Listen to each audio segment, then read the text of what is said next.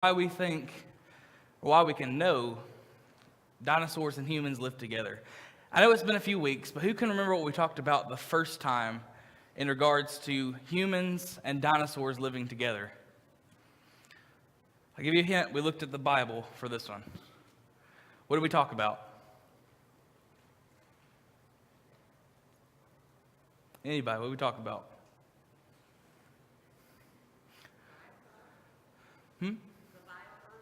Leviathan. We didn't exactly talk about Leviathan. We did mention him a little bit, but we talked more about Behemoth the last time.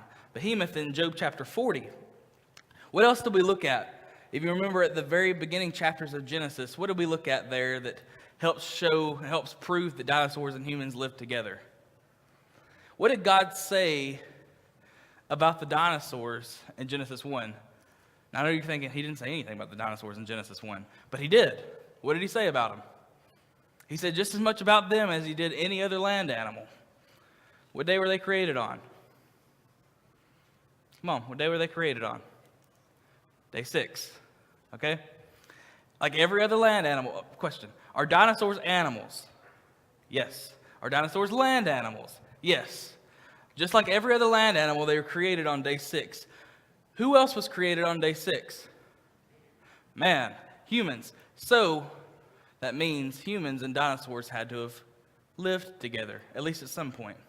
Also, we looked at Noah and the flood, and 2 of every kind of animal, 7 of some, but 2 of every kind of animal on this ark.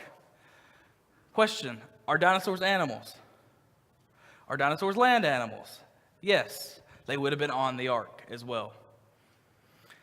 How did the dinosaurs die out, though? Why don't we see dinosaurs today? Now, we don't know exactly how they died out or why they died out, but we can, if we know a few things about some of the dinosaurs, understand why. Most dinosaurs, the average size at least, would have been about the size of a small cow. If you know what the Jersey breed of cow looks like, the average size dinosaur would be about that size. Okay? But the ones we're really familiar with, that we think of, are the really, really, really big ones. 80 to 100 feet tall. Those size dinosaurs. We don't know why they died out or how they died out necessarily, but think about this. Brachiosaurus, which is probably the most famous of all the long-necked dinosaurs. If you ever watched Jurassic Park, you've probably seen the Brachiosaurus. Who's seen Jurassic Park in here? Anyone ever seen the movie Jurassic Park? You know the part in the movie where the Brachiosaurus stands on its hind legs and stuff? That's it, that kind of dinosaur. That dinosaur has nostrils, only the size of a horse's. They have nostrils the size of a horse's, okay? Now imagine something that big trying to breathe in today's oxygen supply with nostrils the size of a horse. He would burst into flames from the friction of the air trying to pass through his airways. So that suggests that something was different before the flood, that the atmosphere was a different type of atmosphere. There was a different world altogether. We're not really going to study what the world was like before the flood today, maybe later. But today we're going to look at some extra biblical reasons why we think that dinosaurs and humans live together. Who has ever heard a dragon legend? Raise your hand. You ever heard a story about a dragon? Okay? Obviously, most of these stories are pure fiction, mythical, or at best legendary. But what if there is some element of truth to it? Here's why I say that. In almost every single dragon legend around the world, they almost always describe the same type of creature. Here's why that's significant. These people had no idea these different civilizations existed. So they're always describing almost the same type of creature. And a lot of their descriptions, when they are different types of creatures, almost match what we have found to be dinosaurs in the fossil record. What does that suggest? Everybody just made it up and somehow got it all the same and all correct? That's highly unlikely. That suggests they would have seen something. Let's go to Cambodia for a minute. All right? Look, hold on, let me turn this on. That'll probably help. Look at this. What does that look like? Say it again. Who said that? What does that look like? Does anyone know the type of dinosaur that kind of looks like? Someone said dinosaur. What kind of dinosaur does that look like? I don't know if you know your dinosaurs. People are whispering. I can't hear you. Triceratops, not quite. Triceratops had 3 horns. This is closer to what we call the Stegosaurus. I don't know if raise your hand if you ever heard of Stegosaurus. Stegosaurus, okay. Stegosaurus was a dinosaur with plates on its back. We used to think that the plates were a way of defense. Now scientists seem to think that the plates were for mating. They would use their own body temperature to heat up these plates and cause them to go different colors. I don't know if that's true or not. That's what scientists think today. Maybe that's true, whatever. But they did have a defense on the end of their tail that was 4 spikes. And that was used for defense, is what scientists think. Okay, this creature is found, it's an etching, on a temple in Cambodia. Okay? Along with this, there are other pictures of like a horse, a ox, I think, and some type of bird. And this is found with them. This picture was shown to a group of middle schoolers without ever coaxing them into thinking what it could be. They were simply asked, what does this look like? What do you think this is? Every single one of them said a dinosaur, and a few of them actually said Stegosaurus. This is in Utah. This is at let me get it right, Natural Bridges National Monument, just outside of Blandings, Utah, about 40 miles south of there. Okay? This is on under one of the bridges, one of the natural bridges. These are also rock etchings, okay? Now, there were rock etchings of deer, of antelope, of horses, of people. You can obviously see a person here. But just over here, not quite under it directly, there was an etching. This has been highlighted. This etching is not this bright. But it is obvious when you see it in person. But this has been highlighted for you so you could see it. What does that look like to you? So it looks like a dinosaur, doesn't it? Now, some evolutionists have seen this very thing. Of course, you'd think that would raise their curiosity. They've seen this very thing, and when questioned about it, not a single one of them wants to actually comment on it. Not a single one of them actually wants to comment as to what they truly think that is. The people who work at the Natural Bridges National Monument were questioned about this right here. And from the stories that have been given about that questioning, they had a nervous demeanor about them. And they said, well, we think it's just a horse. For one, does that look like a horse? What kind of horse do you ever seen had a tail like that? Is that Tuscany or is that winterized or is that a bigger? Oh, that's the scale. That's the actual size of it on the rock. It's not that bright though in real life. Pretty small. It looked like the band was. It's about that big. About that big. Yeah, it's not that bright in real life, but it is obvious that there's something etched into there. It's just been highlighted so you could see it a bit easier. That does not look like a horse to me. Plus, the type of Native Americans that would have been in this area during the time of this etching did not have horses yet. They weren't brought over by the Spaniards yet. So that's probably not a horse, I'm going to say. Again, middle schoolers were asked about this, and almost every single one of them, without coaxing first, said this was some type of dinosaur. This was found in South America. This dates to about 1,000-ish years ago, 1,000, 1,200 years ago. I don't exactly remember the tribe. I couldn't quite find the tribe that had made this, but this was found among some of their pottery, some of their toys and stuff, was one of these. Okay? Now, evolutionists, when they see things like this, they'll either not comment on it, or they'll try to say it's some kind of mythical monster from their civilization. It's some kind of mythical monster from their own stories and their own mythology. Except, I have a hard time believing that. And the reason for that is, why do their mythical monsters bear such a striking resemblance, almost in every way, to a dinosaur? Fossils weren't really discovered until centuries later, after this has been dated, only to suggest that dinosaurs and humans lived together. This is also found, here's a Triceratops. This is also found, I believe this is also it was in Central America. I don't really know the full story on this. I just found it and thought it was cool. It also dates back to around roughly the same time. I think it's the Mayan. I think it's from Mayan culture. I'm not real sure. But you can clearly see a man riding a Triceratops.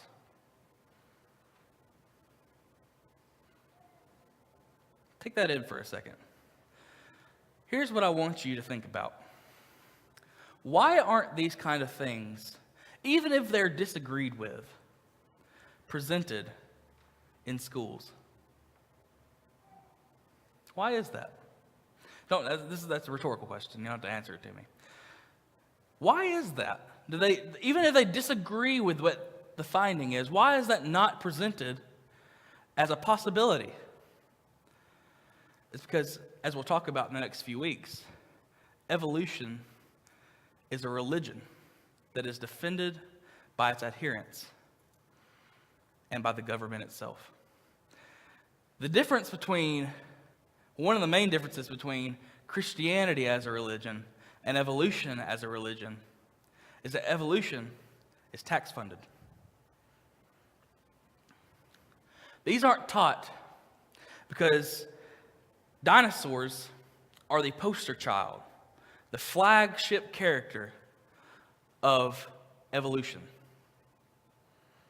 That is our go-to when introducing evolution to young children, indoctrinating them in a belief that has no scientific founding. What do you mean evolution has no scientific founding? We'll discuss that later on.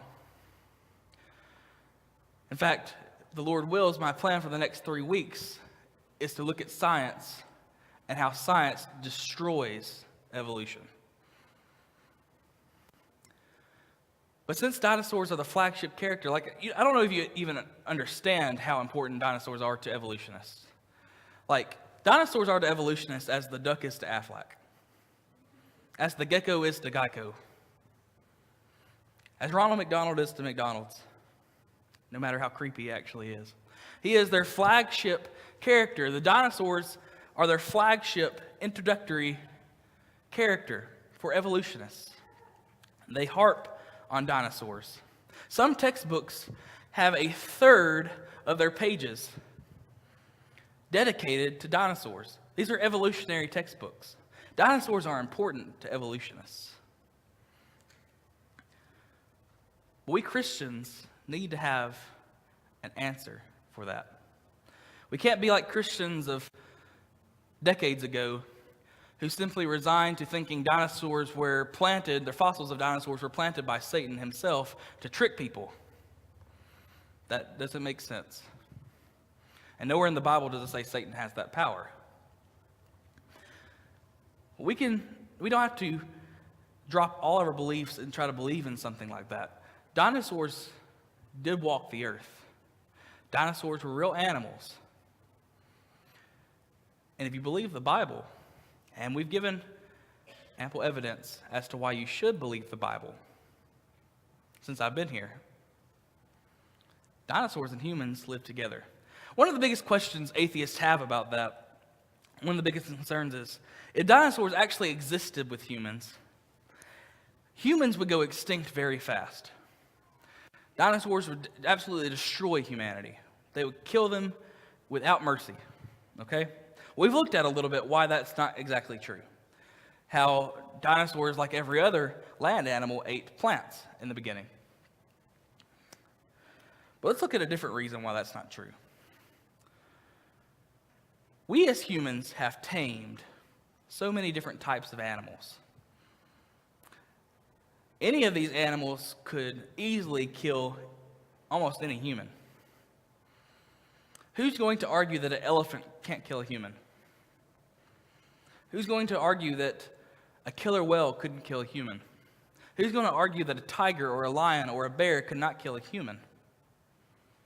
Yet, we see all the time these animals being tamed. Not domesticated, but tamed.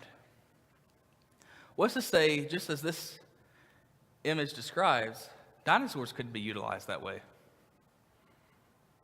And again, we think of always the biggest and baddest of the dinosaurs. The biggest and baddest is what we think of. Like I said last time we talked a bit about this, I think we watch a little bit too much of Jurassic Park.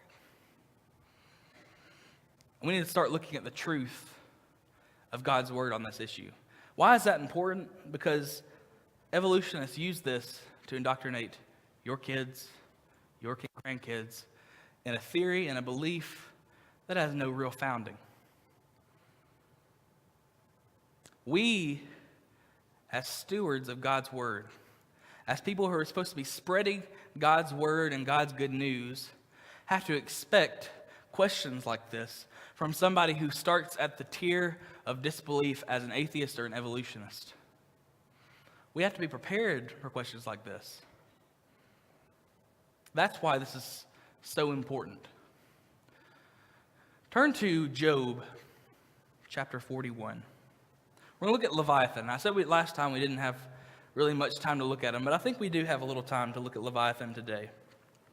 Now, Leviathan I would not describe as a dinosaur. Some Christians do, that's fine. I don't do that because when we're answering atheists, we have to also answer them in a way they understand. Okay? And the classification of a dinosaur today is land only. Land only. They only walked on land. Okay? That doesn't mean they didn't go into the water. That means they didn't live in the water. They walked on land. Land-dwelling creatures, okay? Leviathan is not really described so much as a land-dwelling creature. But I want you to picture in your mind, as we read this description in Job chapter 41, what this Leviathan may have looked like. Or may still look like. Who knows? He may still exist. We don't know. Can you draw out Leviathan with a hook? Or snare his tongue with a line which you lower? Can you put a reed through his nose, or pierce his jaw with a hook? Will he make many supplications to you? Will he speak softly to you? Will he make a covenant with you? Will you take him as a servant forever? Will you play with him as with a bird? Or will you leash him for your maidens? Will your companions make a banquet of him? Will they apportion him among the merchants? Can you fill his skin with harpoons, or his head with fishing spears? Lay your hand on him. Remember the battle, never do it again. Indeed, any hope of overcoming him is false. Shall one not be overwhelmed at the sight of him? No one is so fierce that he would dare stir him up. Who then is able to stand against me? Remember, that's God's main point. Who has preceded me that I should pay him? Everything under heaven is mine. I will not conceal his limbs, his mighty power, or his graceful proportions. Who can remove his outer coat? Who can approach him with a double bridle? Who can open the doors of his face with his terrible teeth all around? His rows of scales are his pride, shut up tightly as with a seal. One is so near another that no air can come between them. They are joined one to another. They stick together and cannot be parted. His sneezings flash forth light, and his eyes are like the eyelids of the morning. Out of his mouth go burning lights. Sparks of fire shoot out. Smoke goes out of his nostrils, as for a boiling point and burning rushes. His breath kindles coals, and a flame goes out of his mouth. Strength dwells in his neck, and sorrow dances before him. The folds of his flesh are joined together. They are firm on him and cannot be moved. His heart is as hard as stone, even as hard as the lower millstone. When he raises himself up, the mighty are afraid. Because of the crashings, they are beside themselves. Though the sword reaches him, it cannot avail. Nor does spear, dart, or javelin. He regards iron as straw, and bronze as rotten wood. The arrow cannot make him flee. Sling stones become like stubble to him. Darts are regarded as straw. He laughs at the threat of javelins. His undersides are like sharp potsherds. He spreads pointed marks in the mire. He makes the deep boil like a pot. He makes the sea like a pot of ointment. He leaves a shining wake behind him. One would think the deep had white hair. On earth there is nothing like him, which is made without fear. He beholds every high thing. He is the king over all the children of pride. All right, so the description of this beast sounds very terrifying, very powerful, very strong, unable to be conquered, as it seems. Now, some people will say this is just a mythological creature. But to that I would ask, why would God be using a creature that doesn't exist to talk about the things God can do to Job? That's the entire point that God's making is, I run this universe. Stop questioning me. That's God's main point with it. Why would he give Job a creature that Job doesn't recognize? That wouldn't make any sense for God's own point. Now, some have said, some Christians even say, that Leviathan is a crocodile. That Leviathan is a whale. If you look at this description here, and aren't thinking this is some mythological, symbolic creature, you'll know that it can't be a crocodile or a whale. They don't fit this description at all. And some people have problem with the sneezings of flash of light and fire coming from his mouth, thinking, is the Bible describing a fire-breathing dragon? In some ways, I think so. I believe it is describing a fire-breathing creature. Now, some people are like, no, we know nothing on earth could have breathed fire at all. Nothing on earth could have done that. Question, do they know that or do they think that? They think that. They don't know that. You can't tell from fossils what it could have done. What is the only thing we can know from fossils? It died. That's the only thing we can know from fossils. Something died.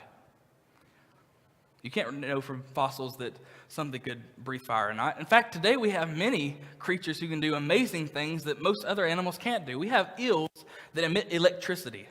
They actually emit electricity. They're called the electric eel, found in South America. We have beetles like the bombardier beetle that can cause a chemical reaction in its body so strong and so hot that it has to explode it outside of its body. It's to keep off other creatures from harming it. We have creatures like that all over the world. What's to say God could not have created a creature that could breathe fire or something a lot like fire? I suggest to you that Leviathan is not a mythological creature. He was a creature God created. He was a creature that kind of resembles something like a dinosaur. Strong, fierce, terrible, mighty. Something perfect to show the strength of God. And he was not a crocodile or a whale. He was a creature all his own. I don't know if you can see that too well, but that's what Apologetics Press, I don't know if you're familiar with that organization. That's what that organization has depicted Leviathan as. I don't know if you can see it that well. Come by my office later, talk to me later, I could show you a different or a closer picture. You see he's tall, he's standing up to these people with spears. He has flames coming out of his nose. That looks terrible, that looks fierce, that looks mighty. Maybe he looked like that, maybe he didn't. The point is, we don't have to resign ourselves to thinking that Leviathan is some made-up creature. He is a creature that God created, just like the dinosaurs, and existed with humans just like the dinosaurs. So some people were curious about that. I wanted to talk a little bit more about the Leviathan. Look at this picture here. This is a depiction of the flood. This is the ark. Here's some dinosaurs in the flood. Going back to the question, what happened to the dinosaurs? The same thing that kind of happened to a lot, or most of, the animals on the earth at the time of the flood, they drowned. And we talked about some things that could have happened after the flood. Maybe they're hunted out because of their size. They might have been precious to some people because of their size. They're hunted out. They could have been dangerous, so they're hunted out. Could have been used and they couldn't breathe, and they died out. Disease could have taken them. For whatever reason, they died out. Now, some people believe that there are some still today in the dark jungles of the Congo. Maybe not. Those stories, while interesting, and I suggest you go in to read them and decide for yourself, I don't see enough evidence to think that it actually is there. I still stay with the point the dinosaurs are gone. As we know them, they're gone. But that does not mean they never lived with humans. In fact, we have described, and we have proved that the Bible is from God. First off, God exists. The Bible is from God, and that Christ is the Son of God, and is exactly as the Bible describes him. So the Bible is true in every way. And the fact that it describes dinosaurs like it does, even if not specifically, should leave no question in our minds. No question. For those who are encountering evolutionists or encountering atheistic evolutionists who have a problem at the point of dinosaurs with believing the Bible, you can either take this biblical knowledge you now have about dinosaurs and help with their questions. Or you can take some of the extra biblical stuff we talked about today, and there's hundreds more. There's lists and stuff on different apologetics websites, because evolutionary websites aren't going to share them, on apologetics websites that will list different findings that suggest that humans and dinosaurs live together. It's not that big a leap. The reason it's such a hard thing to think about in our mind is because in our own culture, we have been so taught that dinosaurs and humans couldn't have lived together. 65 million years ago, they died out. That's what we keep hearing from every form of media, almost every form of media today. And that has just dwelled in our mind, even if we don't truly believe that. It's hard for us to think about dinosaurs and humans living together. But when you actually take the Bible for what it says, it's really not that difficult. God is greater than his creation. And he created every creature with a purpose. There's a purpose behind everything he did. Even a purpose as to why he allowed the dinosaurs to go extinct. We do not have to shake in fear or to collapse under the pressure of the question of dinosaurs. It is a cool thing to study dinosaurs. It is a cool thing to study the Bible and dinosaurs. But we can't lose that purpose as to answering evolutionists and atheists' questions about the Bible. We need to know every avenue we can as to how they'll approach us and how we can help them to see the truth of God's Word. Thank you. In Genesis 1, when God created the animals and then created man, he told man to subdue them and we'd have dominion over every living